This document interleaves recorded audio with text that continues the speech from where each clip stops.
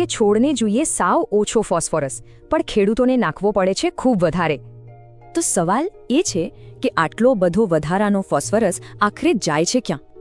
જવાબ છે phosphorus fixation. આ સમસ્યાનું મૂળ કારણ છે. ચાલો સમજીએ. જ્યારે ખાતર જમીનમાં જાય ત્યારે તે પાણીમાં ઓગળીને જમીનના કણો સાથે જકડાઈ જાય છે. આના ગુનેગાર છે ભારે ચીકણી માટી અને જમીનનો અયોગ્ય પીએચ.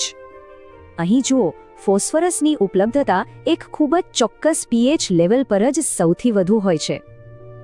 એટલે જ જમીનમાં હોવા છતાં છોડ સુધી ફોસ્ફરસ પહોંચાડવો એક મોટો પડકાર છે. મૂળના વિકાસથી લઈને ફળ ફૂલ આવવા સુધી ફોસ્ફરસ મુખ્ય ભૂમિકા ભજવે છે. તે એટીપી એટલે કે કોષોની ઊર્જા બનાવવાનું કામ કરે છે. એટલું જ નહીં, તે ડીએનએ અને આરએનએનો પણ એક મુખ્ય ઘટક છે. તો આ ફિક્સેશનને હરાવવાનો એક રસ્તો છે યોગ્ય સમયે ખાતરનો ઉપયોગ. બીજો એક મજબૂત ઉપાય છે જમીનમાં ઓર્ગેનિક પદાર્થો ઉમેરવાનો.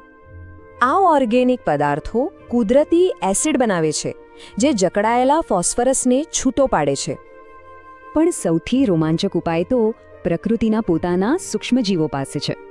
આ છે પીએસબી બેક્ટેરિયા. તે એસિડ બનાવીને ફોસ્ફરસને છોડ માટે ઉપલબ્ધ કરાવે છે.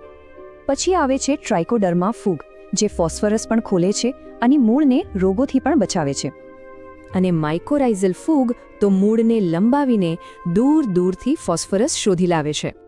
આ બધા ઉપાયો ફોસ્ફરસનો વધુ સારી રીતે ઉપયોગ કરવામાં મદદ કરે છે.